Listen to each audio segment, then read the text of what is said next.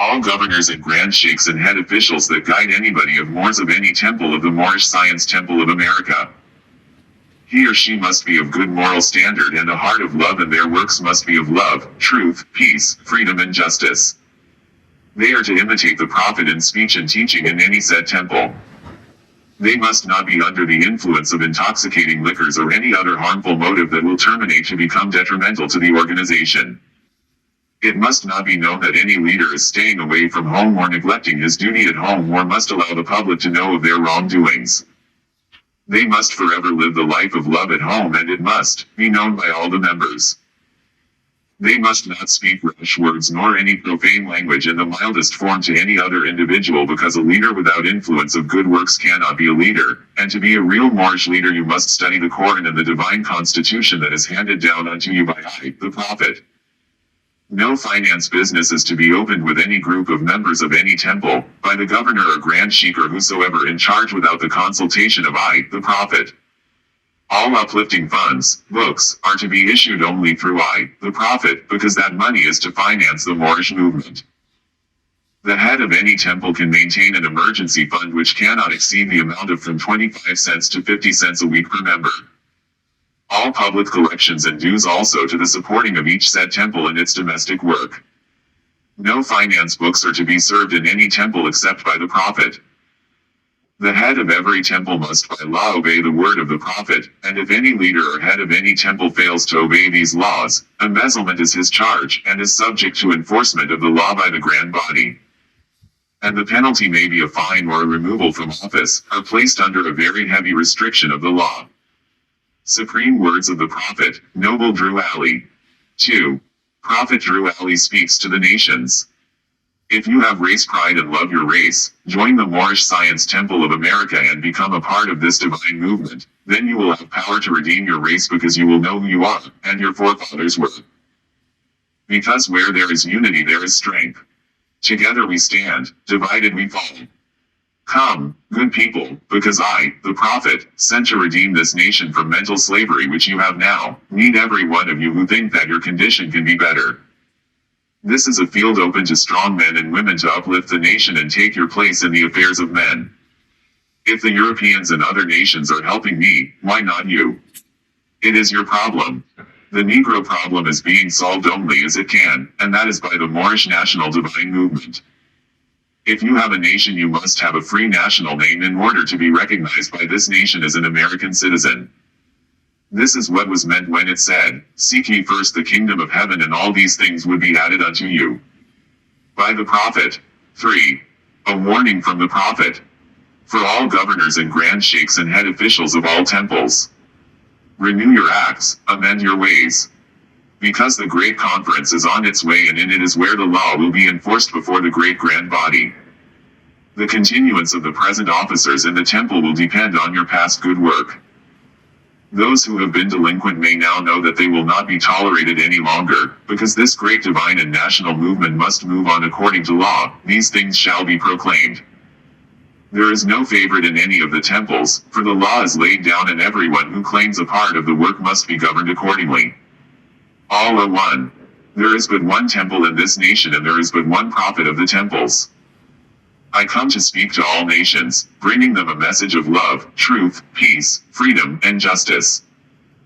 In the head of every temple, if anyone has violated these divine laws, it will mean his discontinuance, for no man is to be under the influence of intoxicating liquors, nor to seek to tear up the families while under the influence of evil motive. Nor must he speak anything that will prejudice the minds of the public against the divine movement. If any of the laws are violated, anybody, grand sheikh or sheikhs, can file charge against the violation to the grand body over which the Prophet presides. This power is vested in 7 or more sheikhs for the protection of your temple and the divine movement. The Prophet Noble Drew Ali, the founder of the Moorish Science Temple of America. 4.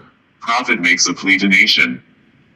Our divine and national movement stands for the specific grand principles of love, truth, peace, freedom, and justice, and I, the Prophet, am applying to all loyal, faithful Moors, members, and the American citizens to help me in my great uplifting acts of uplifting fallen humanity among the Asiatic race and nation, for I have suffered much and severely in the past through misunderstanding of what the movement was dedicated to. It is the great God Allah, alone that guides the destiny of this divine and national movement. I know all true American citizens are identified by national descent names to answer and apply to the free national constitution of this free national republic of the United States of America.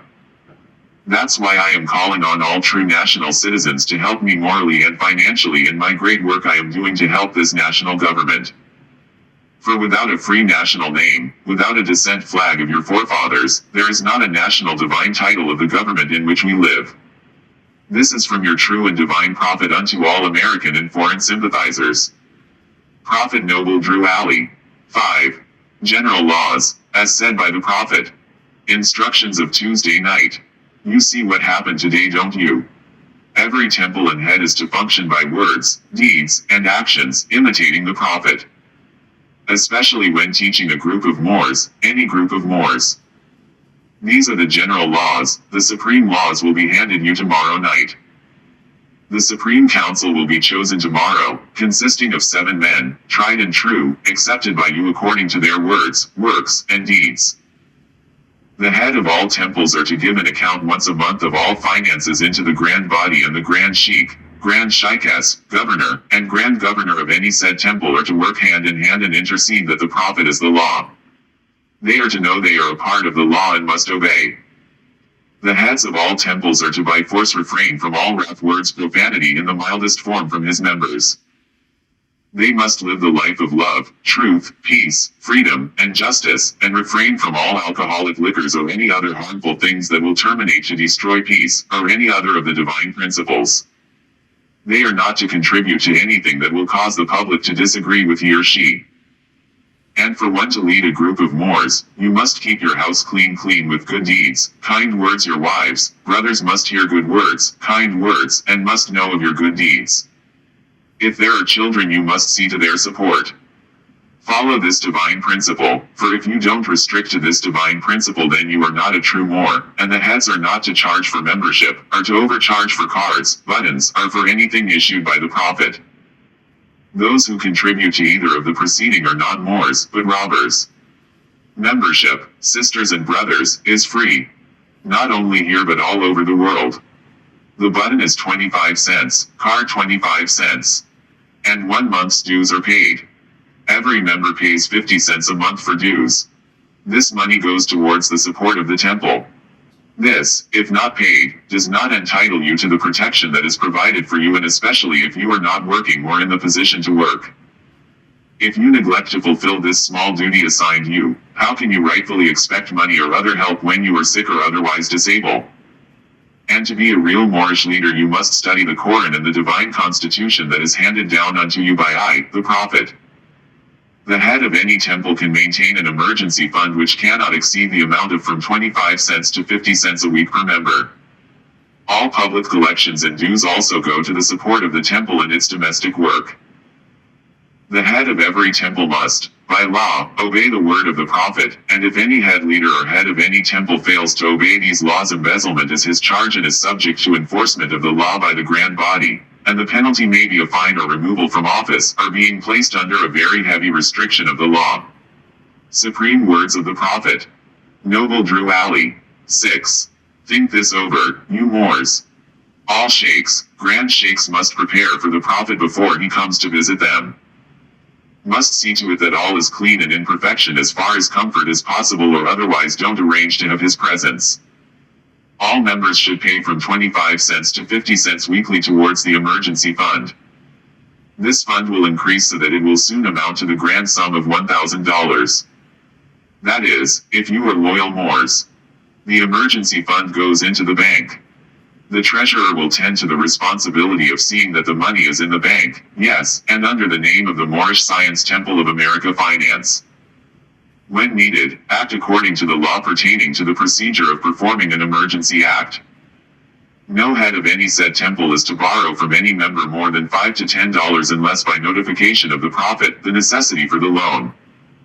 When any said temple desires to purchase property, they must first notify the Grand Body or the prophet, and it must be purchased under the name of the Moorish Science Temple of America or Noble Drew Alley. An individual name should never be applied. I, noble Drew Ali, am responsible for all finance, so therefore let I, the prophet, know what is on me. Some of you have slipped and slipped drastically, so you had better lace up your shoes before I get there. Everything, every business transaction or anything pertaining to finance is to be transacted in the name of the Moorish Science Temple of America, or noble Drew Ali. We Moors must maintain a grand treasurer, just as in the days of our forefathers. Then you are a nation, until then, you are nothing. The emergency fund is issued by no book, but by an emergency card punched according to contribution, then marked on book. That is the law, and the law must live. The government is behind me, and I must get behind you. For I must uphold and enforce the law. My mission is to save you Moors. The heads of all temples, grand sheikhs, grand sheikhs must conform to the divine principles, love, truth, peace, freedom, and justice. They must live the life among the members and be loved even as the prophet is loved. They must not practice the principle of segregation among any group in his or her temple. Let it be he or she that is head of any temple of the Moorish Science Temple of America that if there should come any grievance that cannot be settled by the head, notify the prophet at once. No member is to attend a debt chamber that has not lived a moral and clean life, and has not paid his or her dues or assessments, providing that he or she is working or able, cannot consider himself a Moor. Betrayers must be excluded from the books after having fair trial by the head of their temple, and that must be sent into the grand body. And all members that are able to, subscribe towards the uplifting fund because it takes finance to uplift a nation. And those that are able and fail to act, are not Moors, but traitors to their cause and trust in their nation, and are not allowed to share all the Moorish honors. And the penalty is, it is embezzlement of the faith of our creed. All heads of all temples must observe these laws. By the prophet. 7. Temple tax necessary. Convention votes unanimously tax paid monthly. Because of the fact that the expense of the operation of the temple is increasing so fast, that it was found necessary to vote a tax to the prophet to carry on the work. This idea was concurred with by the Supreme Grand Council. This act is so arranged that it will not be a burden to any of the temples, but the prophet is very emphatic that it shall not be ignored.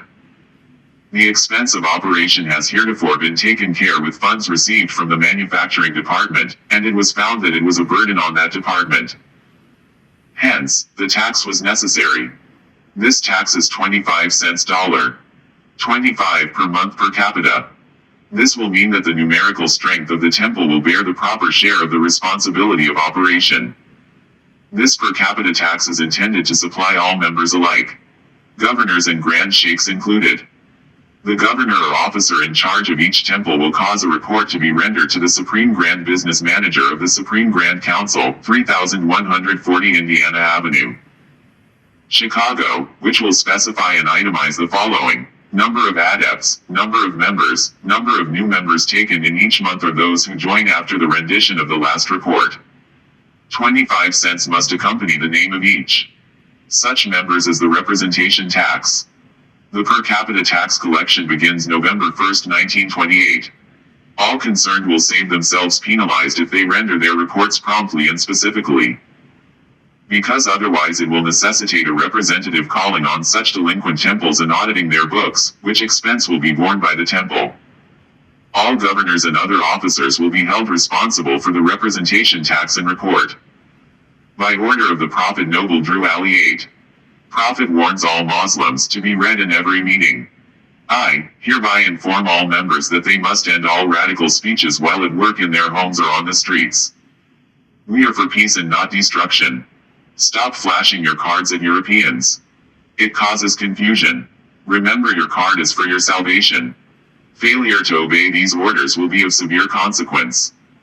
We are for love, truth, peace, freedom, and justice, and when these principles are violated, justice must then take its course. Any member or group of members who hold malicious feelings toward the temple or the prophet, or violate the divine covenant of the Moorish movement will receive their reward from Allah for their unjust deeds. All true Moors will and must obey the law as laid down to them by their prophet. If they lose confidence in their prophet, they should turn in their card and button, cease wearing their turban and fez and return to the state where I, the prophet, found you. This is a holy and divine movement founded by the prophet Noble Drew Ali, and if the prophet is not right, the temple is not right. The prophet, therefore, is sending out the divine plea to all Moorish Americans that they do their part in protecting their prophet and the temple. This is an everlasting movement founded by the prophet through the will of Allah to redeem his people from their sinful ways. Peace. Noble Drew Ali. 9. What shall we call him? So often our various journalists find trouble in selecting the proper name for the Moorish American. Some say, Negro, another will brand him, race man, still another will call him, Afro-American, and then come, colored, dark American, coon, shine, the brethren, and your, folks. It is indeed a hard matter to find something suitable for the various occasions where a title needs to be used. Is it that these people have no proper name? Did they have a national name when first brought to these shores in the early part of the 17th century? If so, what was it? Did not the land from which they were forced have a name? It now appears a good idea for those whose duty it is to write for the various journals to find out what the national name of the forefathers of these people was. Also look into the history of the founders of civilization and see who they were and where they stood in the building of the present civilization. Probably 2 hours in an up-to-date library would serve to relieve the strain on our men of letters. When the occasion presents itself for a title for these people, the matter of the various names given to these 22 million people with all colors of every race of the globe was an act of European psychology. They gave him a name, then defined it as something inferior to theirs. White, they defined as a color of purity. Black, they say represents everything of evil. The Negro, as they were called in this nation, has no nation to which they might look with pride. Their history starts with the close of the Civil War, or more properly with his being forced to serve someone else. Thus he is separated from the illustrious history of his forefathers who were the founders of the first civilization of the Old World. This matter should be looked into with a hope of correcting it. 10. A divine warning by the prophet for the nations. The citizens of all free national governments according to their national constitution are all of one family bearing one free national name. Those who fail to recognize the free national name of their constitutional government are classed as undesirables, and are subject to all inferior names and abuses and mistreatments that the citizens care to bestow upon them. And it is a sin for any group of people to violate the national constitutional laws of a free national government and cling to the names and the principles that delude to slavery. I, the prophet, was prepared by the great God Allah to warn my people to repent from their sinful ways and go back to that state of mind to their forefathers' divine and national principles, that they will be law-abiders and receive their divine right as citizens, according to the free national constitution that was prepared for all free national beings. They are to claim their own free national name and religion. There is but one issue for them to be recognized by this government and of the earth, and it comes only through the connection of the Moorish Divine National Movement, which is incorporated in this government and recognized by all other nations of the world. And through it they and their children can receive their divine rights, unmolested by other citizens, that they can cast a free national ballot at the polls under the free national constitution of the state's government and not under a granted privilege as has been the existing condition for many generations. You who doubt whether I, the prophet, and my principles are right for the redemption of my people, go to those that know law, in the city hall and among the officials in your government, and ask them under an intelligent tone, and they will be glad to render you a favorable reply, for they are glad to see me bring you out of darkness into light. Money doesn't make the man. It is free national standards and power that makes a man and a nation. The wealth of all national governments, gold and silver and commerce, belong to the citizens alone, and without your national citizenship by name and principles, you have no true wealth, and I am hereby calling on all true citizens that stand for a national free government, and the enforcement of the Constitution to help me in my great missionary work, because I need all support from all true American citizens of the United States of America. Help me to save my people who have fallen from the constitutional laws of the government. I am depending on your support to get them back to the constitutional fold again, that they will learn to love instead of hate, and will live according to love, truth, peace, freedom, and justice, supporting our free national constitution of the United States of America. I love my people and I desire their unity and mind back to their own free national and divine standard, because day by day they have been violating the national and constitutional laws of their government by claiming names and principles that are unconstitutional. In Italians, Greeks, English, Chinese, Japanese, Turks, and Arabians are forced to proclaim their free national name and religion before the constitutional government of the United States of America. It is no more than right that the laws should be enforced upon all other American citizens alike. In all other governments, when a man is born and raised there and asked for his national descent name, and if he fails to give it, he is misused, imprisoned, or exiled.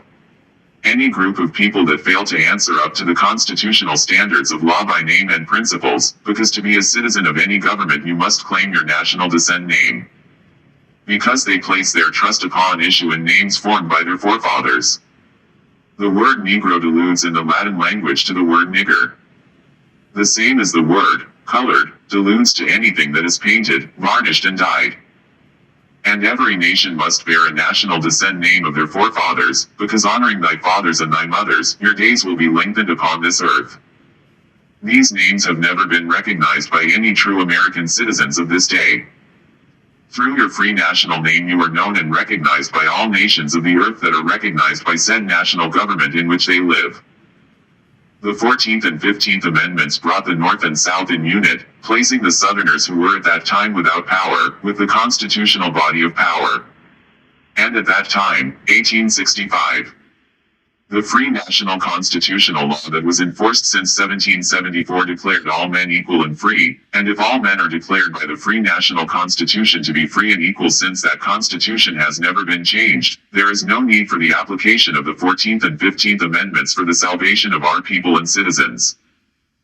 So, there isn't but one supreme issue for my people to use to redeem that which was lost, and that is through the above statements. Then the lion and the lamb can lie down together in yonder hills, and neither will be harmed, because love, truth, peace, freedom, and justice will be reigning in this land. In those days the United States will be one of the greatest civilized and prosperous governments of the world. But if the above principles are not carried out by the citizens and my people in this government, the worst is yet to come, because the great God of the universe is not pleased with the works that are being performed in North America by my people, and this great sin must be removed from the land to save it from enormous earthquakes, diseases, etc. And I, the prophet, do herein believe that this administration of the government, being more wisely prepared by more genius citizens that believe in their free national constitution and laws, and through the help of such classes of citizens, I, the prophet, truly believe that my people will find the true and divine way of their forefathers, and learn to stop serving carnal customs and merely ideas of man, that have never done them any good, but have always harmed them. So, I, the prophet, am hereby calling aloud with a divine plea to all true American citizens to help me to remove this great sin which has been committed and is being practiced by my people in the United States of America, because they know it is not the true and divine way, and without understanding they have fallen from the true light into utter darkness of sin, and there is not a nation on earth today that will recognize them socially, religiously, politically, or economically, etc. In their present condition of their endeavorment, in which they themselves try to force upon a civilized world, they will not refrain from their sinful ways of action, and their deeds have brought Jim Crowism, segregation, and everything that brings harm to human beings on earth.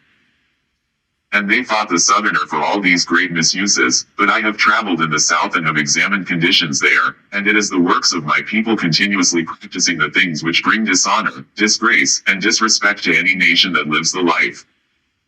And I am hereby calling on all true American citizens for moral support and finance to help me in my great missionary work to bring my people out of darkness into marvelous light. From the Prophet. 11. Religious controversy. In this age there is still much religious controversy as to the right thing. Big and powerful ministers have come to the conclusion that something is wrong. Some say it is the 10 Commandments, others say there is a lack of sincerity in the purpose of the churches.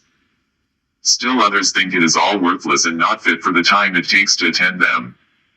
However, or whatever their final decision might be, it is certain they will make a change, or rather try to make one. The fact of the matter is that they have always had only a reflection of the truth and not the real thing.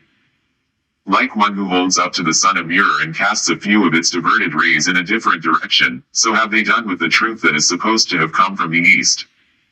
There are but few people who know what the truth is about man, and that few know that it is foolish to try to impart it to the ignorant.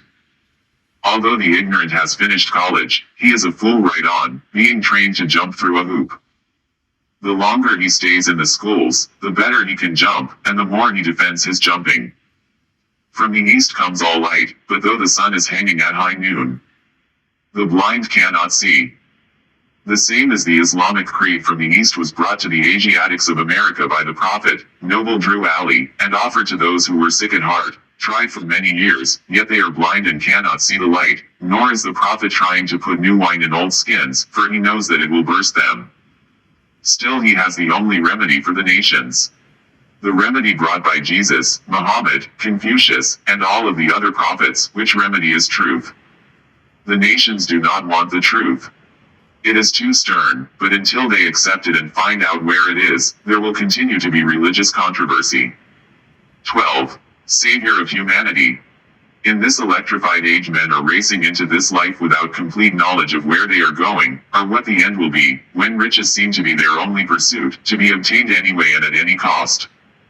When selfishness, avarice, greed and lust dominate their very being. When humanity in general is left at the mercy of those who have no mercy in them. It is truly wonderful and astounding to see one come into this mad human drama for the sole purpose of saving humanity. Losing all sight on those things worldly and yielding absolutely to a cause higher than has ever yet been attained. This picture is the likeness of Prophet Noble Drew Ali, who is serving humanity. Coming as he does with a message for the nations in somewhat the same manner as did Jesus, Muhammad, Buddha, Confucius and other prophets of their day. Only the things of this prophet's day differ from the ills of the days of the past. And yet the remedy for the ills of today is about the same as the remedies for the days past. All turning about the pivot love for humanity. Humanity must be lifted from the unwholesome depths of poverty, misery and suffering and placed on the solid rock of salvation. There are some who claim to do this, but upon investigation, one finds that they have slouched under the wings of their cross to extract from those who come to them, means by which they can have the pleasures of this life, while they point their followers to joy after death. While they feed their sheep, they also shear them while eating. At the close of their day the master will be heard to tell them, "You have your reward, get thee hence." Rare is it that you find a real prophet whose mission is the salvation of the nations. The land is full of false prophets whose mission is to fleece the people. The time was and now is that there should come into the land a prophet in the likeness of his brothers, to redeem them from sin and slavery. Truly this prophet Noble Drew Ali is the man, bringing with him the message of love, truth, peace, freedom, and justice, which alone can save the nations. Like the coming of Jesus, he does not come from the elect, or the rich, or the mighty in worldly power, but all power is given unto him to do good. This power is from Allah. It will be his works that will make men of every nation accept the truth that he brings. It will be through his teachings that the nations of the earth will understand the will of the Master. It will be through him that peace on earth and goodwill to all men shall come. It will be through his work that humanity will be brought from the slime of life and placed on the solid rock of salvation. 13. What is Islam? Islam is a very simple faith. It requires man to recognize his duties toward God Allah, his creator and his fellow creatures. It teaches the supreme duty of living at peace with one's surroundings. It is preeminently the religion of peace. The very name Islam means peace. The goal of a man's life, according to Islam, is peace with everything. Peace with Allah and peace with man. The Quran, the holy book of Islam, tells us that the final abode of man is the house of peace, where no vain word or sinful discourse will be heard. The holy divine prophet, Noble Drew Ali, says that a follower of Islam in the true sense of the word is one whose hands, tongue and thoughts do not hurt others. Object of man's life, according to Islam, is its complete unfoldment. Islam teaches that man is born with unlimited capacities for progress. Islam does not support the idea that man was born in sin. It teaches that everyone has within him the seed of perfect development and it rests solely with himself to make or mar his fortune. The cardinal doctrine of Islam is the unity of the Father Allah. We believe in one God, Allah, who is all God, all mercy, and all power. He is perfect and holy, all wisdom, all knowledge, and all truth. These are some of his great attributes so far as we can understand. He is free from all defects, holy and transcendent. He is personal to us in so far as we see his attributes working for us and in us. But he is nevertheless impersonal. Because he is infinite, perfect, and holy, we do not believe that death, decay, or sleep overtake him. Neither do we believe that he is a helplessly inactive and inert force. Nothing happens without his knowledge and will. He neither begets nor is he begotten, because these are the trails of frail and weak humanity. This unity of Allah is the first and foremost pillar of Islam, and every other belief hangs upon it. 14. Caveat emptor. Moors are men, upright, independent and fearless, who care for their loved ones and follow the Prophet to a destiny which is not uncertain nor unknown. They are fortified by the impregnable doctrine built upon love, truth, peace, freedom and justice. It is therefore folly at its greatest height for smelly culprits with their insidious plans to invade such realm. They try, but their own bad planning brings down wrath upon their heads like the sword old Damocles had. Intrigue and scurrilous cunnings find a difficult path to travel within the ranks of the Moors. This is so because the Moorish movement has been well planned by Prophet Noble Drew Ali, whose latent powers are abundant, unknown and may be called into action, as a matter of defense, at any moment. Prophet Noble Drew Ali knows the people within his ranks who are interested. They are the vanguard of the movement as the Moorish hordes increase here in America. All of the Moors are active, not passive. A member's interest can only be in one direction, and having traveled over the road years before, the Prophet knows where every member is along the road. A few feet below is another road where schemers work, where traitors grin, and culprits bask in the sun. They think they are on the same road with true Moors, but the Moors are high above on a pinnacle where they might view the destructionists as they fall for the last time and their bones bleach in the sultry midday sun. Hungry scavengers flying high, catch scent, devour and leave crying out, caveat emptor, cast out the dead carcass.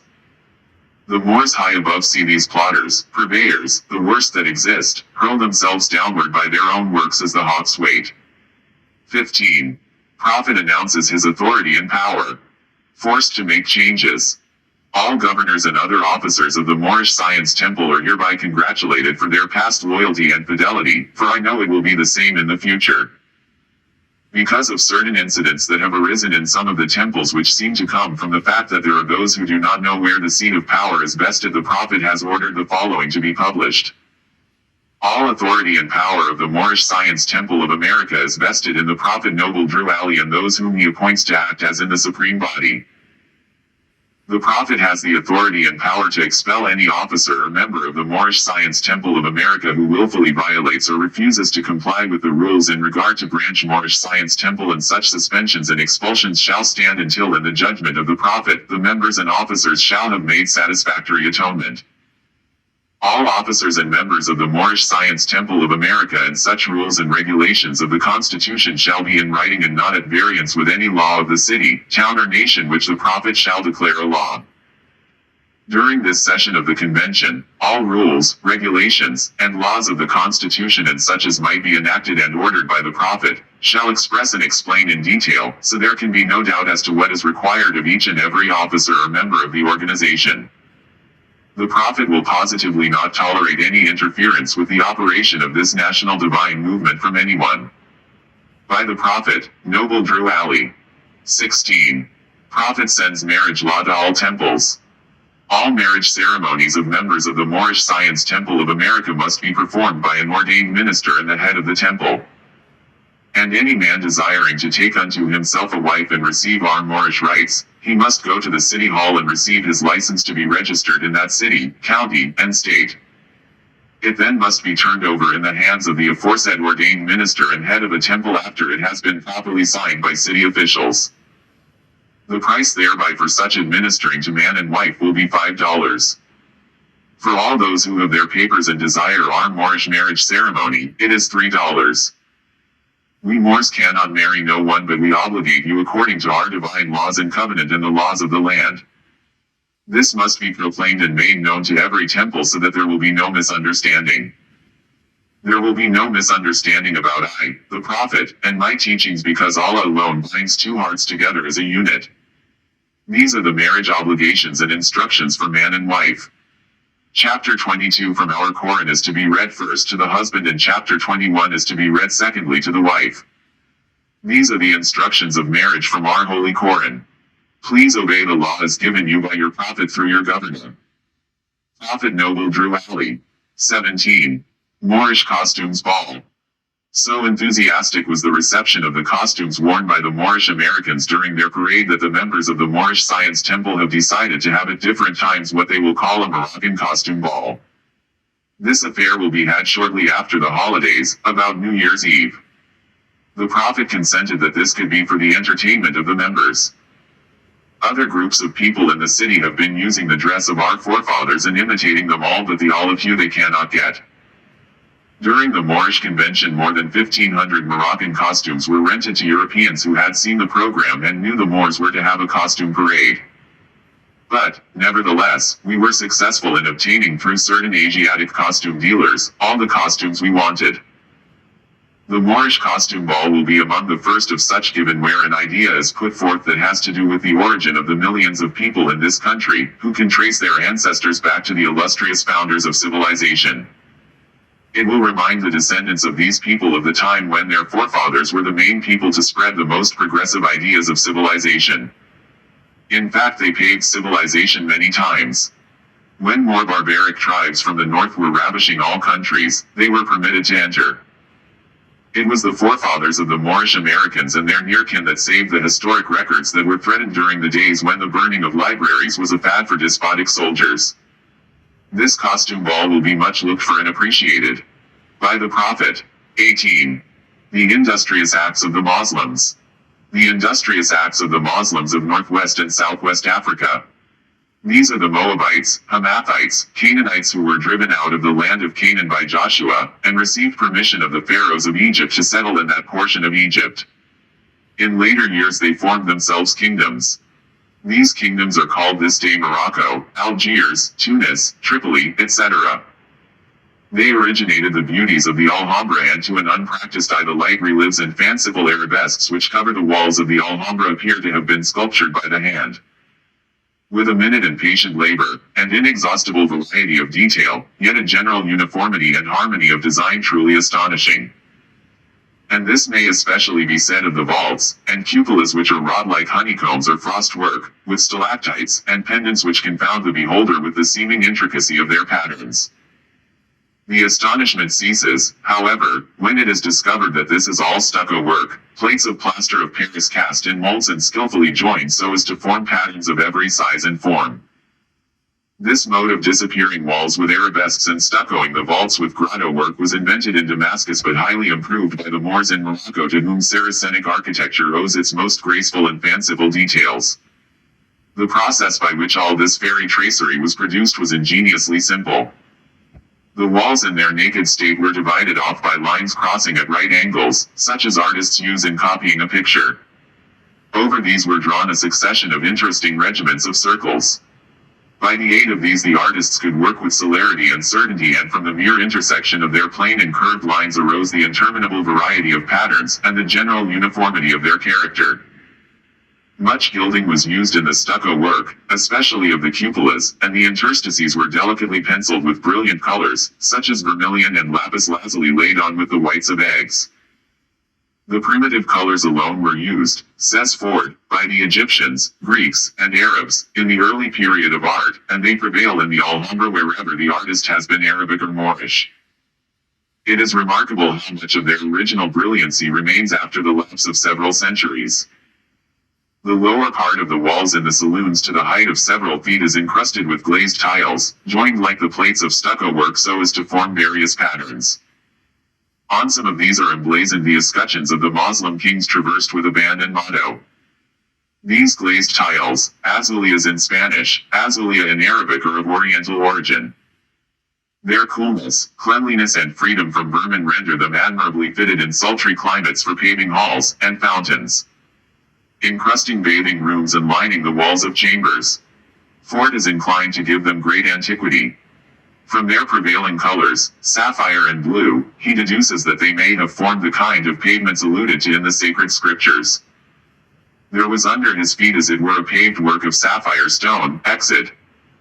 XXIV 10 and again. Behold, I will lay thy stones with the fairy colors and lay their foundations with sapphires. Isa. IV 2. These glazed or porcelain tiles were introduced into Spain at an early date by the Muslims. Some are to be seen among the Moorish ruins have been there upwards of 8 centuries. Manufactures of them still exist in the peninsula and they are much used in the Spanish houses, especially in the southern provinces for paving and lining the summer apartments. The Spaniards introduced them into the Netherlands when they had possession of that country. The people of Holland adopted them with avidity as wonderfully suited to their passion for household cleanliness. And thus these Oriental inventions, the azuleas of the Spaniards, the azulia of the Arabs, have come to be commonly known as Dutch tiles. By Professor Drew, the Egyptian adept. 19. Moorish leaders' historical message to America in connection with the aims, objects, rules and regulations of the Moorish Science Temple of America. I deem it proper to submit to you a brief statement of our organization, covering its inception, rise and progress and of the Mohammedan religion, which I hope will be satisfactory to you and be the means of causing you at all times to adhere to the principles of love, truth, peace, freedom, and justice in your relations with mankind in general. I further, most anxiously hope this brief statement will help you to more clearly see the duty and wisdom of at all times upholding those fundamental principles which are desired for our civilization of our posterity, such as obedience to law, respect and loyalty to government, tolerance, and unity. We organized as the Moorish Temple of Science in the year of 1925, and were legally incorporated as a civic organization under the laws of the state of Illinois, November 29, 1926. The name Moorish Temple of Science changed to the Moorish Science Temple of America, May 1928, in accordance with the legal requirements of the Secretary of the State of Illinois. The object of our organization is to help in the great program of uplifting fallen humanity and teach those things necessary to make our members better citizens. A national organization with a Rotarian complexion as it relates to branch temples became obvious with the increasing number of inquiries from men and women in different sections of the country concerning the purpose of the organization. There are branch temples in 15 different states at this time. Since the work of the Moorish Science Temple of America was largely religious, the organization has been legally changed to a religious corporation and an affidavit to this effect has been properly filed in the Cook County Recorder's Office in Illinois. Inspired by the lofty teachings of the Quran, we have it as the revealed word of God Allah. We shall foster the principles of its teachings among our members. This is our religious privilege as American citizens, under the laws of one of the greatest documents of all time, the American Constitution. The Mohammedan religion is the least appreciated and probably the most misunderstood of the world's great religions. This is especially true in our Western world. Try to understand what Mohammedanism stands for, and some of the things it has contributed to the world. Muhammad was the founder of the Mohammedan religion. It originated 13 centuries ago on the Arabian Peninsula, where the streams of commerce and culture met and mingled in the Middle Ages, where the markets of exchange were stationed for treasures of India and the products of the Mediterranean coasts. There, this religion was established in the unprecedented short period of 20 years, and unlike many other religions, without the aid of any royal patronage and support. Buddhism had its Ashoka, Judaism its Joshua, Christianity its Constantine, but Mohammedanism had no person of royal rank and power to assist in its establishment and spread. Today this religion is acknowledged by nearly 250 million souls and extends over an area equal to 1/3 of the globe. From Arabia it spread eastward over Persia, Turkestan, Afghanistan, westward across Syria, Asia Minor, Turkey, southward to Africa, covering more than half of that continent. It found its way to India, and beyond, to the islands of Sumatra, Java, and Borneo. To the early representatives of this faith the world's debt is incalculably great. For it was they who transmitted the treasures of Greek literature from the Middle Ages to the Renaissance. They who originated the graceful forms of which the Taj Mahal and the Alhambra are the most famous examples. It was they who contributed to the sciences of algebra and chemistry, astronomy, and medicine. They who dotted the Saracen Empire with universities and who built at Baghdad and Cairo the most renowned universities of the world. During those centuries of ecclesiastical despotism when the Christian Church suppressed all intellectual activities save those that were theological, causing the talent that reproduces to supplant the genius that creates, Mohammedans did all in their power to encourage and stimulate research in every branch of human inquiry. The Moors or Mohammedans added to the beauty and grandeur of Spain. For centuries art, science, literature, and chivalry flourished among them, while the rest of Europe was still sunk in the gloom of the Dark Ages. The Moors were the most ingenious and industrious of the subjects of Spain.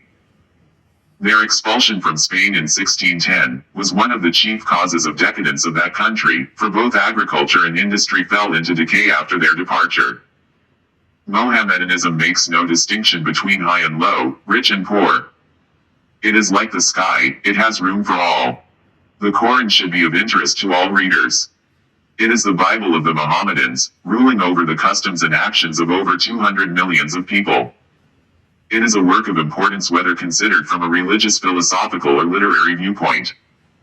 In the promotion of plans for the betterment of mankind, there has ever been some kind of opposition. And strange as it may seem, such opposition has come from sources where there were no ideas or the lack of courage to force attention to ideas. Whether in church, state or the social community, any attempt to do anything out of the usual way seldom fails to receive criticism. Not because the course cannot be pursued legally or that it is unreasonable, but because it has been considered in terms as new. The Moorish Science Temple of America has received some opposition and criticism. In the main, the opposition has come from certain Christian ministers. They have expressed themselves as being opposed to our propagation of the Mohammedan religion. Possibly because the promotion of the Mohammedan faith among our people in the United States is considered by them in terms as something new. Whatever the reasons may be for their opposition, the legal right to oppose citizens, individuals and organizations alike for their religious belief does not exist in the United States. The door of religious freedom made by the American Constitution swings open to all, and people may enter through it and worship as they desire. Without religious freedom, no search for truth would be possible. Without religious freedom, no discovery of truth would be useful. Without religious freedom, religious progress would be checked and we would no longer march forward toward the nobler life which the future holds for the races of men. Without religious freedom, there would be no inspiration to lift our heads and gaze with fearlessness into the vast beyond, seeking a hope eternal. It is a sad weakness in us after all, to oppose our fellowmen for their religious beliefs, and if there are angels who record the sorrows of men as well as their sins, they certainly know how many and deep are the useless sorrows that spring forth from such opposition. Possibly, love and time will cancel our ancient hatreds in this regard and prove that in mankind, tolerance is better than unwarranted opposition. In connection with our religious aims and beliefs, we must promote economic security. The preaching of economic security among us is by no means as widespread and intensive as the circumstances demand. No other one thing is more needed among us at this time than greater economic power. Better positions for our men and women, more business employment for our boys and girls, and bigger incomes will follow our economic security. We shall be secure in nothing until we have economic power. A beggar people cannot develop the highest in them, nor can they attain to a genuine enjoyment of the spiritualities of life. Our men, women and children should be taught to believe in the capacity of our group to succeed in business, in spite of the trials and failures of some of them. Trials and failures in business are by no means confined to any particular group of people. Some business ventures of all people fail. We have many men and women among our people who are qualified, both by training and experience, who are shining lights in the business world of all the people. It is a sad weakness in us as a people that we have withheld the very encouragement, support and patronage that would have made some of our worthy business ventures a grand success. And worst of all, have joined in the condemnations of them when they failed.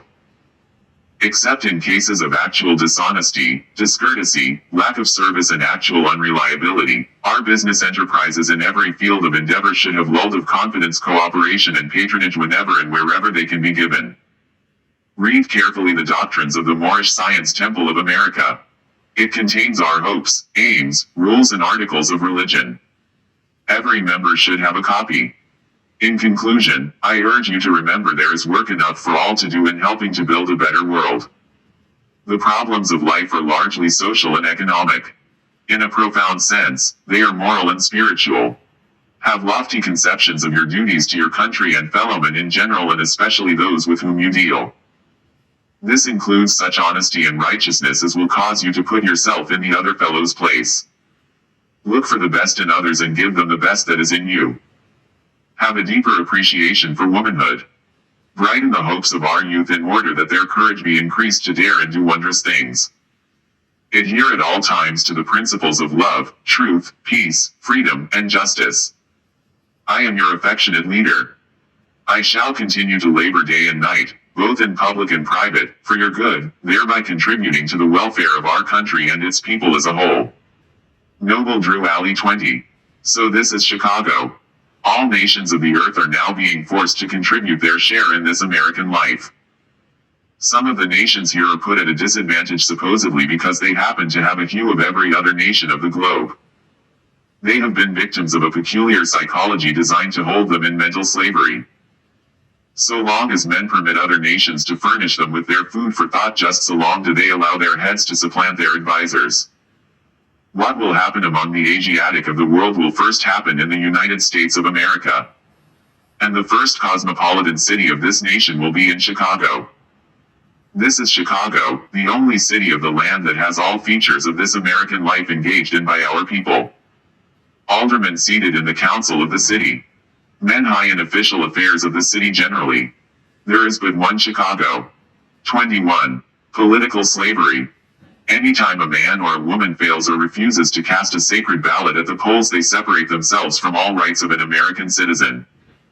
For surely this is the one connecting medium for a citizen to his nation. They become no more than belated beast of burdens. There are reasons why certain classes, who are more or less independent, take no part in politics, since they say they get nothing out of such in the way of material gain. This is no less than a political slave, since they refuse to voice their sentiments at the polls.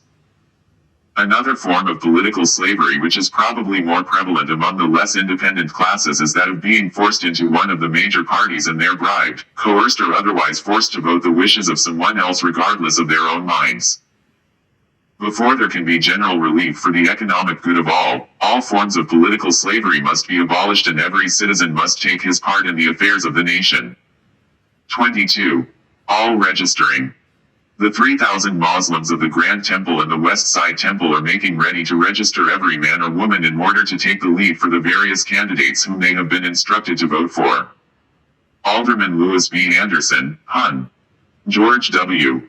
Blackwell, Hun. Oscar DePriest, Hun. H. Jackson, all working through the regular Republican organizations of which the Honorable Daniel M. Jackson is our matchless leader. All know the whole situation and have their own way and time to give the order to go. The Muslims will be ready. 23. Tongues. One of the most difficult things in this world to get control of is the human tongue. Kipling never wrote anything more truer than when he wrote that man may hold most any post if he'll only hold his tongue. Before you set your tongue to action, get it under control. A single tongue can do more harm in the world than a battalion of soldiers. For soldiers can kill but bodies, while the tongue can kill reputations and characters. Really, it is too bad that we have no laws to curb tongues from lying and scandalizing. No doubt you all have read the story of Iago, a character in one of Shakespeare's plays, when he powerfully pictured in the character of Iago the terrible consequences following the path of an evil tongue. Iago not only destroyed the reputation and pure character of Desdemona, but he finally, through Othello, killed her body. That's why I say, compel your tongue to speak helpful messages or else, keep it still. Make it a rule of your life to use your tongue for high purposes only. Resolve to speak of man or woman of no other way unless you speak of good qualities of that man or woman. No one ever gained happiness out of injuring the feelings or character of someone else. No one ever failed to get happiness by speaking well of other people. So learn as if you were to live forever, live as if you were to die tomorrow. 24. Drew Alley in Time. Allah has sent as a prophet and sent him in time with a holy message which is divine. He came to let the Asiatic of America know they are of the ancient family of the Moors. His speak was to the Asiatic first. Why? Because they have been sinners since their departure from their forefathers' religion. Oh, sinners, why don't you hear the soul of Islam ringing in your ears? The Prophet has said that, if I were you I would get ready before you are made to do so. Now come and pick up your forefathers and mothers' ancient and divine creed which carries your national name indeed. It will entitle you to your rights which you have been denied. Because in 1774 your light was cut off from the ancient Moors, and that is why Allah has sent us a prophet in 1886 to prepare the light that was out. In 1925 the Prophet said, I have mended the broken wires and have connected them with the higher powers. So come on Asiatic, don't you want to go? We were marching on to Canaan. I used to think that it was a city in the sky, but now I know it is here on earth. Don't you want your share? 25. Masterpiece of religious literature, secrets of other creeds revealed. The Prophet, Noble Du Ali, has spent many hours preparing the latest edition of the Quran, which will be a masterpiece of religious literature. To Americanize the Oriental idea of Islam involves many changes that are more or less negative to the main purpose of the Islamic religion. Such changes are carefully considered with the idea to avoid changing the complexion of the original text. The philosophy of the ancient prophets is the main initiative in the compilation of the Quran. No thoughts of propaganda enter this work, as has been the case of many former religious works, such as the Bible and other books of creed. The sole purpose of the Prophet in giving such a message to the world is to save fallen humanity. When a compiler attempts to inject propaganda into a work of this kind, there arises a need to cover the true text in order to prevent a clash with the truth and ideas involved in such propaganda. Former works of this kind have either hindered or helped the nations proportionately to the adherence to the truth as to the original purpose of keeping the ignorant in such a state. It is hard to resist the temptation to use this medium for gain. Hence, many of the former treatises on works of this kind have been the means to foster ideas of the unscrupulous wherein they desire to use religious influence for gain.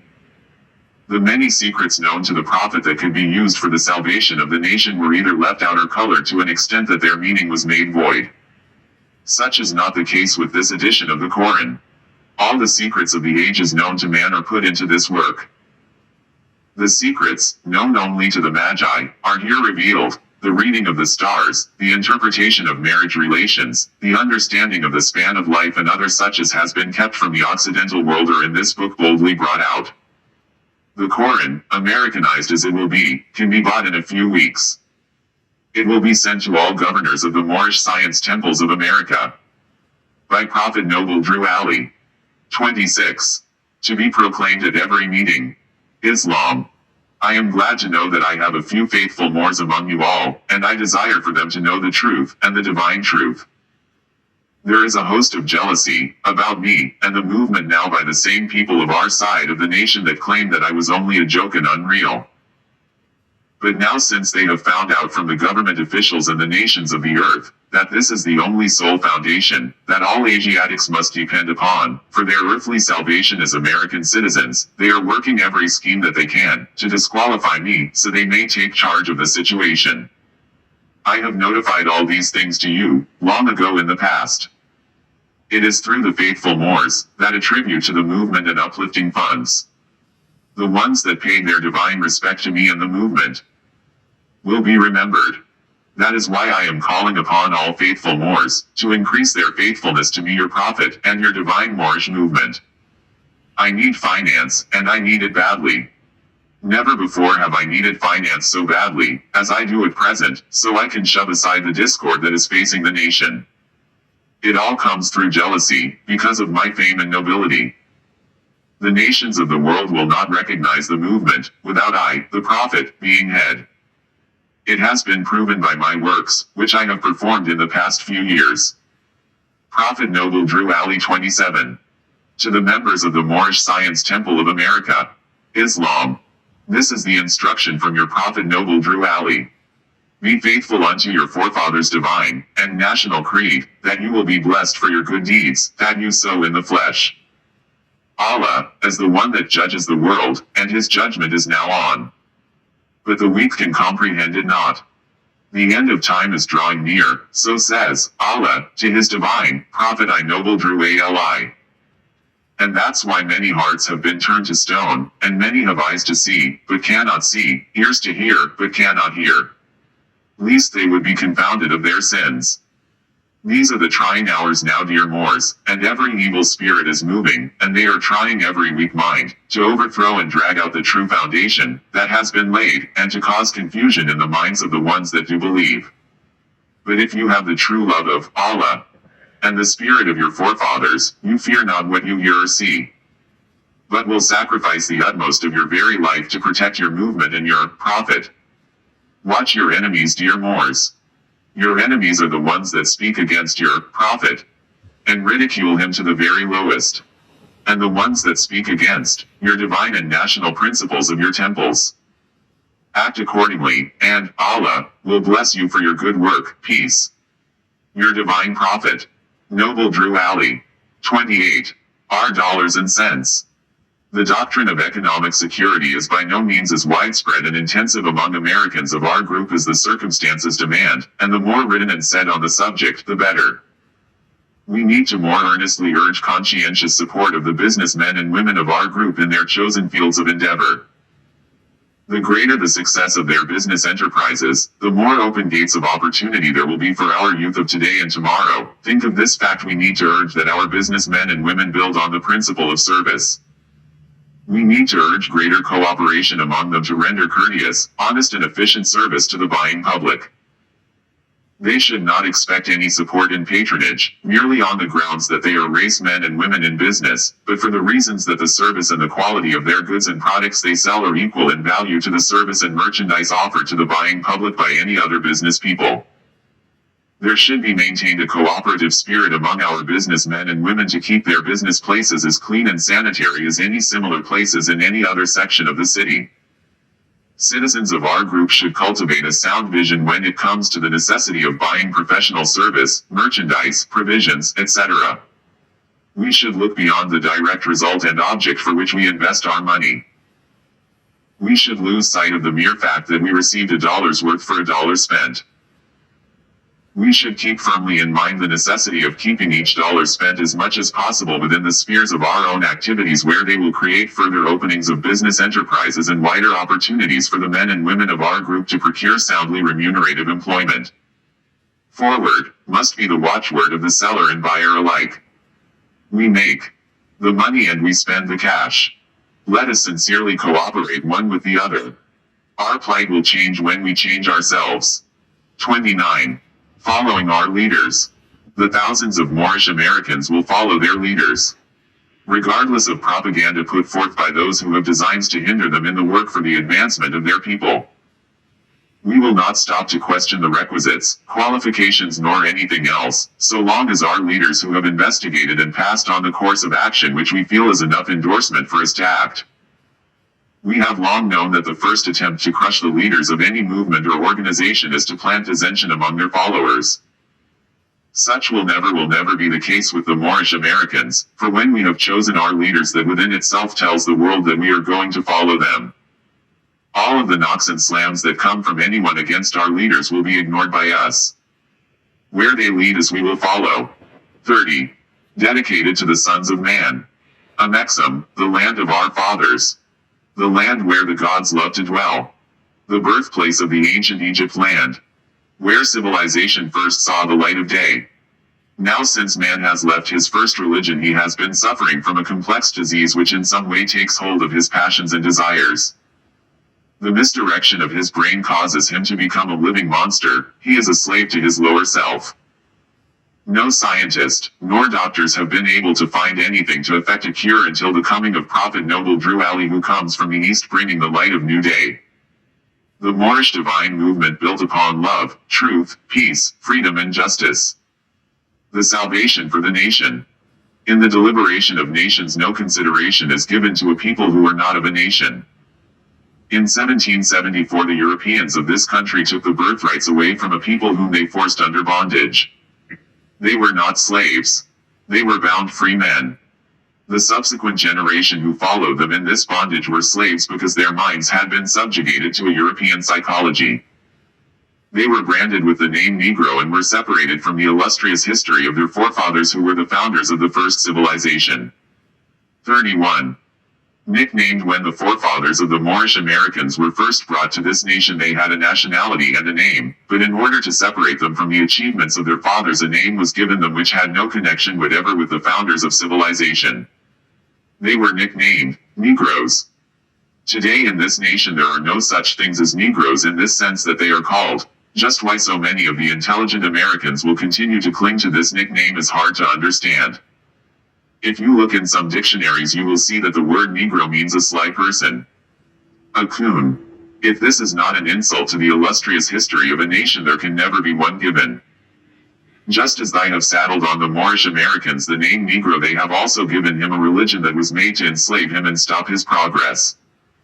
It is the duty of every man who lives to redeem the name of his forefathers and not be herded into a mass of weaklings.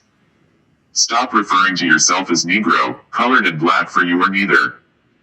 If you are men, American citizens, speak up for yourselves or it will never be done. As long as you wear the clothes of another, or live in the house of another, or depend on another in any manner, you are truly a slave to them. If you would be free indeed, you must seek the truth. You must know the truth of your nationality and the name of your people. You must not be a coward and deny yourself the personal rights that belong to every man. 32. Demanding ours.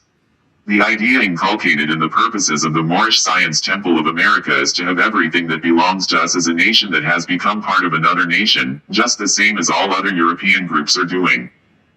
We must have the history of our forefathers taught to our children. We have ceased to calculate our history from the landing of the first 20, or the close of the Civil War. While all records of the tombs in the Old World are proclaiming our glory to the nations, we have come now demanding that we be given credit for the great work done in the past by our ancestors. We are not asking others to give these records to the world for us, but we demand that such records be broadcasted to the four winds by us and for us.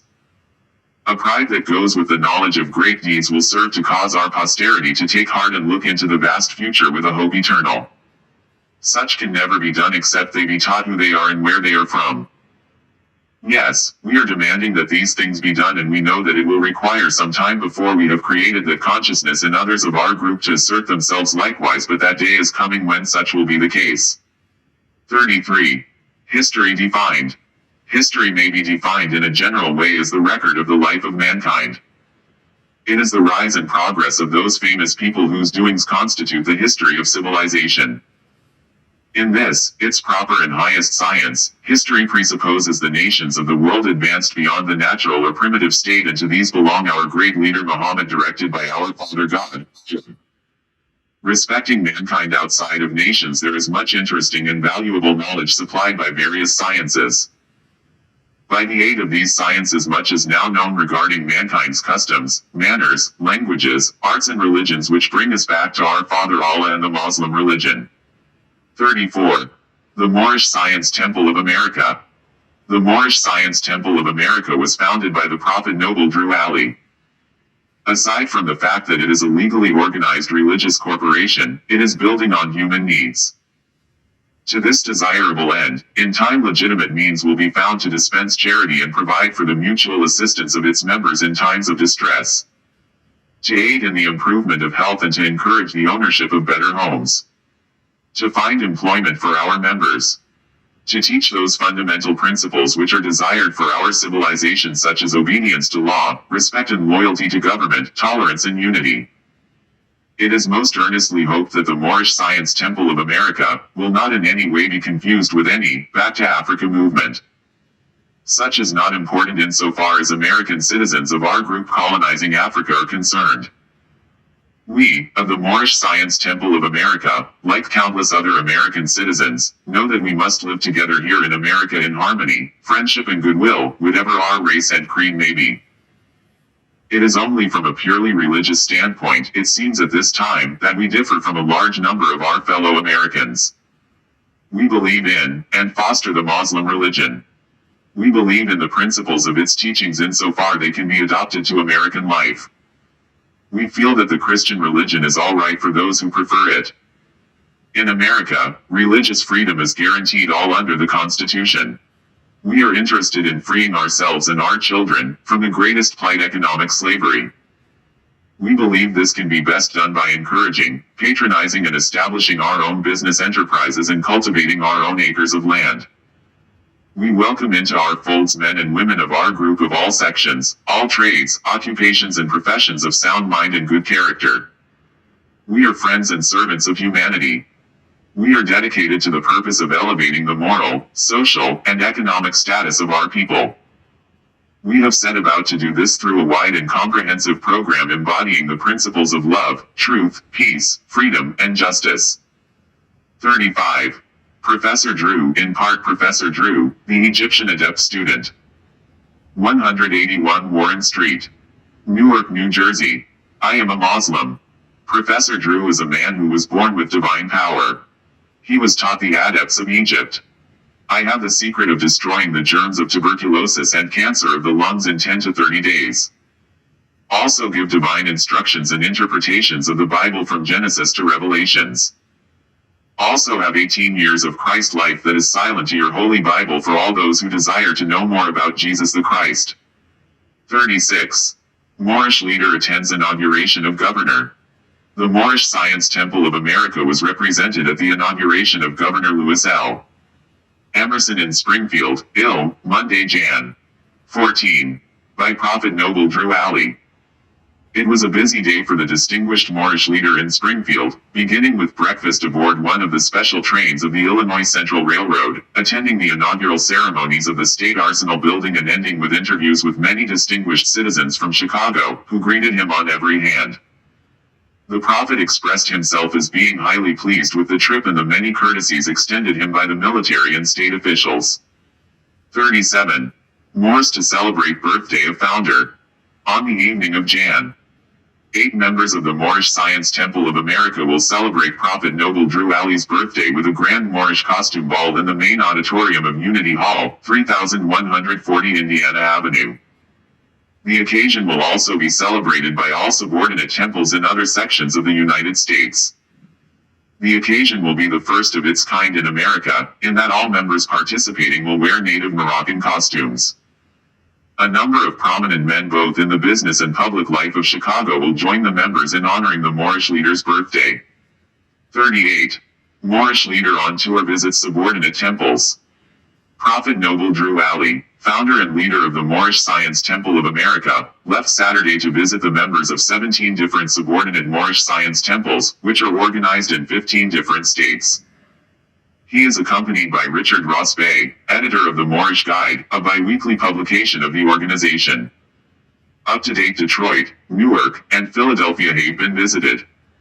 During this tour, special emphasis is being put on the importance of strict observance by the members and officers of the Constitution and by laws recommended by the Prophet and unanimously adopted during the first annual convention of the Moors at Chicago in October 1928.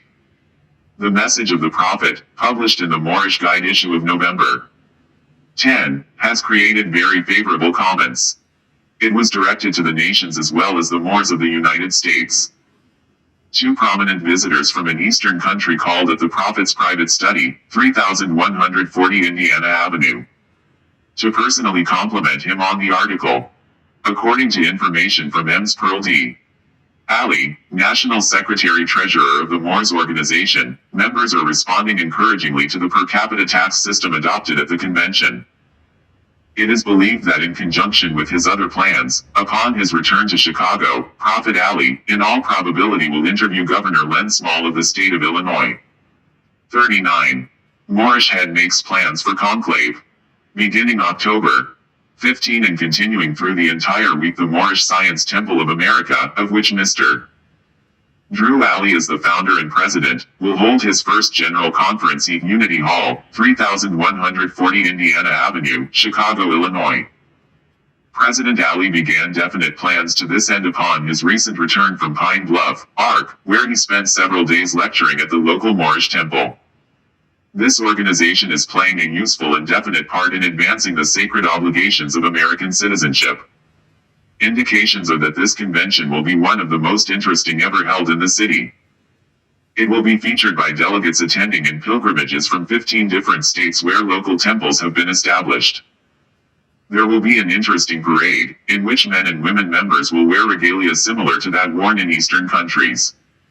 A camel will be used. During the session, specific reports of the general work and civic accomplishments of local accomplishments will be made. Reports also of the business enterprises that have been established in connection with these temples, such as 2 grocery and market stores in Detroit, a laundry in Pittsburgh, PA, and moving and express business and grocery in Chicago. These examples of collective effort show that the members of the Moorish Science Temple and their leaders have a sound economic program and are blazing the trail and marking the pathway over which our posterity may travel unhampered and unafraid. It must be kept in mind that no great movement can take definite shape in 2 or 3 years so as to be error-proof, said President Ali. However, through accumulating experience, each annual convention ought to witness a more perfect, a wider functioning organization, representing the organized experience of men and women members throughout the country and possibly in time the world over. And continuing, President Ali said, "Constructive criticism from sympathetic friends in and outside of our ranks is welcome." 40. Hold session of Moorish Science Body. Many delegates from temples attend. The annual convention of the Moorish Science Temple of America opened October 14.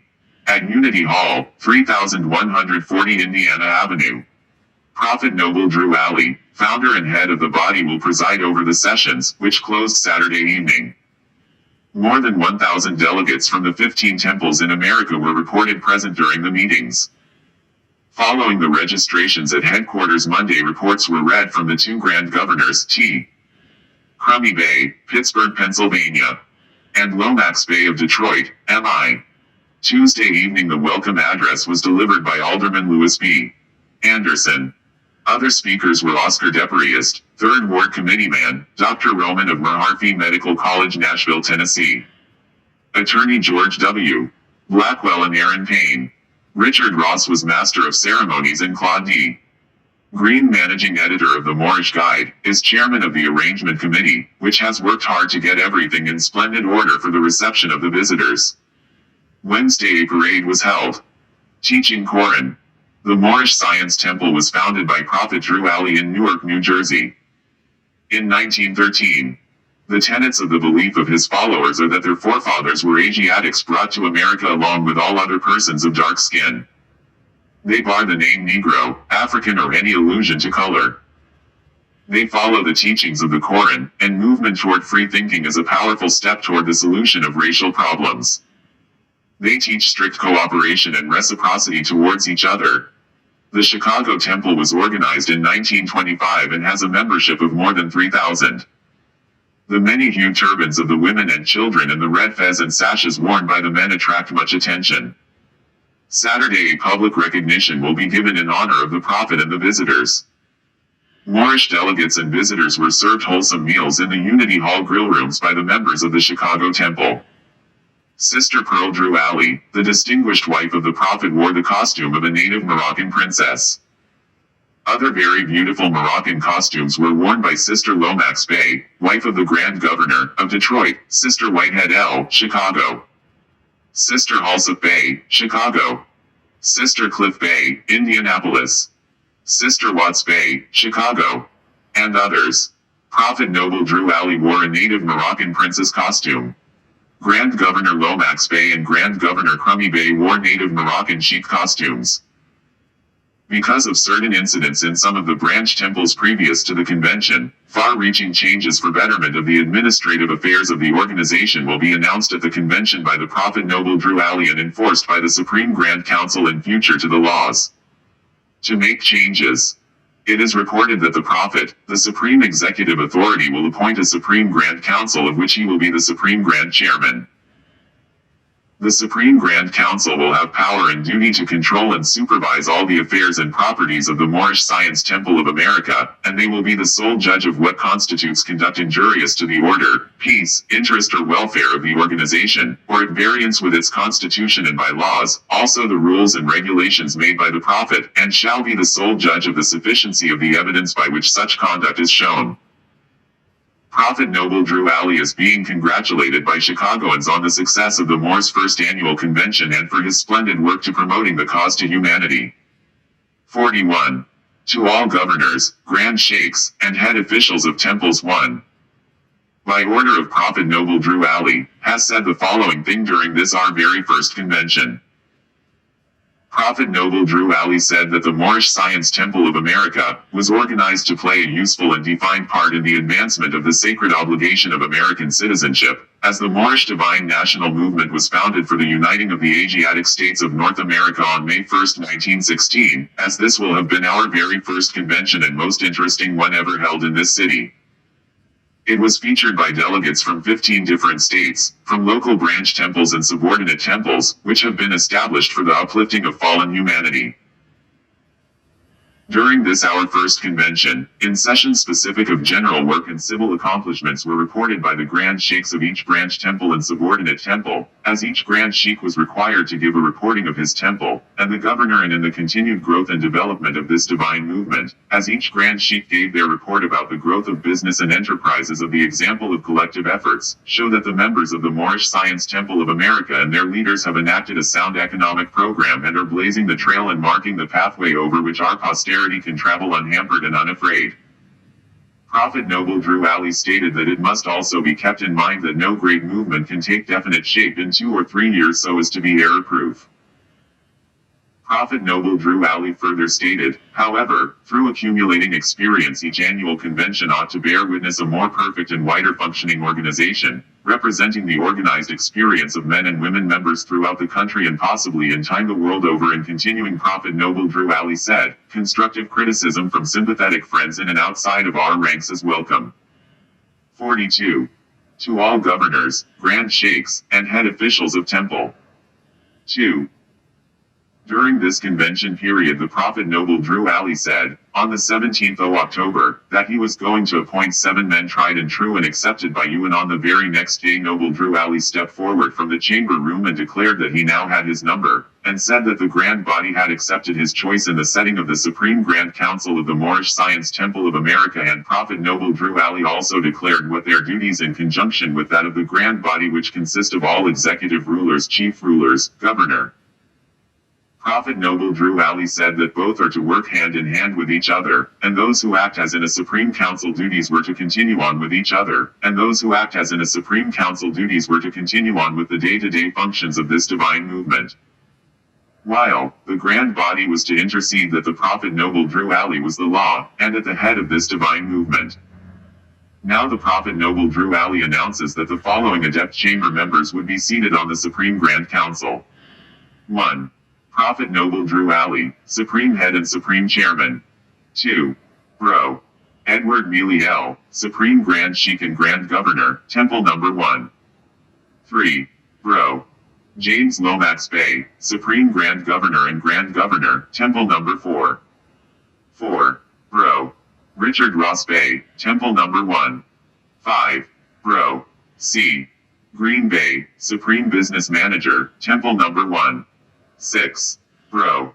Blackwell Bay, Temple Number 1. 7. Sis. Pearl Ali, Supreme Grand Secretary, Temple Number 1. Then Prophet Noble Drew Ali said, follow me and you will be happy. The Prophet also announced that a per capita tax had been voted in by the Grand Body and concurred with by the Supreme Grand Council, during the second sitting of the Supreme Grand Council. 43. To the heads of all temples. Islam. These are critical moments, and all Muslims are required to follow instructions. During the life of our Prophet, he told us many things, but there was many things that he said he couldn't tell, but we would know after a while. Since he passed he left his son who will guide you. Now of course the Prophet's laws are all right, but there are plenty he couldn't write or put in book form, so someone had to tell you. Now some are going to believe it and some are not, but now let me say to you as a brother we loves Israel, please don't be the hardhead. In the adept last night we were told not to eat meat, but to eat anything in the fish line with scales on it, that leaves out cat and eel, eat fish and vegetables, etc. But no meat of any kind or any strong drinks until further notice. Please, don't do any of these things until you hear from the Grand Body. Peace. Your brother in Islam. E. Mealy L. SGS. 44. Temple No. 11, 817 South Broad Street. Bro. A. H. Payne L. SBM. 3757 South State Street. Chicago, Illinois. Dear Brother Payne L. In reading your letter to Brother Thompson L. a few minutes ago, and in view to the wishes of our Prophet, as laid down in his laws to me, by himself, I wish to call to our attention to the fact that it was his will that we hold the coming convention of 1929, beginning September the 15th to the 20th of the same month. My objection is only that the date which was made by the Prophet be considered as law with me, and remembering also that he said, as long as you do what I tell you, you will be all right. But when you fail to obey my orders, you will have trouble. Having talked the matter over with all the governors, I find them all in favor of supporting the date of the convention as laid down by our Prophet. Now, as business manager, I am asking you to give away to the time of the Prophet's choice and arrange your dates accordingly, which begins September 15th to September 20th inclusive. This will also give them more time for preparation for the same. We must do all we can for peace, that a progressive advance may manifest itself in all of our actions. This done, all also is well. Trusting this meets your approval, I am your brother in Islam, E. Mealy LSGS. 45. March 11, 1929. Brother Crummy Bay, the Governor and Chief Head of the Temple in Pittsburgh, Pennsylvania. Brother Childs Bay, Governor and Chief Head of the Temple in Cleveland, Ohio. These two brothers are in power by the Prophet to investigate business, etc. Of Temple Number 4 in Detroit, Michigan, because Lomax Bay has violated all divine laws of Th Prophet even before the Prophet's face Feb. 15/1929. He claims that the Prophet has no more power and the finance from Detroit would be in his charge. He wouldn't send any to the Prophet. He yelled with a loud voice, "Look at me. I will guide you through." This is lawful and living evidence spoken before 1500 people, and the Prophet was also present. I, the Prophet, declare his office vacant and the name of Grand Governor discharged. He can only be a member according to law because the Moorish Science Temple of America is a divine organization. Each temple is under supreme guidance of the Prophet. When man fails after being placed head of the temple by the Prophet of obeying our divine laws and constitutions, he is a traitor and enemy of the divine creed and unloyal to the national government USA, to which the movement is to make men and women better citizens. From the Prophet. Noble Drew Alley. 46. Foresters Hall, 44th and State Street. Islam. Bro. C. Kirkman Bay. This is to notify you that the above-named organization, Moorish Science Temple of America, in convention, Sept. 15th to 20th, rescinded by voting out the mistake made by the Second Annual Convention of 1929. And in so doing, you hold your membership roll, as when our Prophet was here, and we hope you will still cooperate with the organization under the 5 principles. We hope further, that you will comply with this notice, and govern yourself accordingly. As there is but one Supreme Grand Advisor, in the Moorish Science Temple of America, that being Noble Drew Alley, and anyone else attempting to be, from now on, is assuming authority of himself, and is liable to the penalties of the LAW. Peace. Moorish Science Temple of America. Noble Drew Alley, Founder. E. Mealy L., Chairman. 47. The Great Moorish Drama. Don't miss the Great Moorish Drama. Look. Look. Come ye everyone and see. The seventh wonder of the world. The Great Moorish Drama, which constitutes events in the last days among the inhabitants of North America. In this Moorish drama, the need of a nationality will be made known to you through the acts of men, women and children. There will be great lectures on this nationalistic topic by the Prophet Noble Drew Alley, and many of the sheikhs of the grand body of the Moorish Holy Temple of Science. You will also hear one of the greatest Moorish female songstress of the day, Lomax Bay. The Prophet Noble Drew Alley will be bound with several yards of rope, as Jesus was bound in the temple at Jerusalem, and escaped before the authorities could take charge of him. So will Prophet Drew Alley perform the same act, after being bound by anyone in the audience, and will escape in a few seconds. He also will heal many in the audience without touching them, free of charge, as they stand in front of their seats manifesting his divine power. Come one, come all two. The Moorish Holy Temple of Science. At Community Center. 3140 Indiana Avenue. 8 to 11 p.m. Refreshments served. Admission. Adults 50C, children 25C. On Monday evening, May 16, 1927.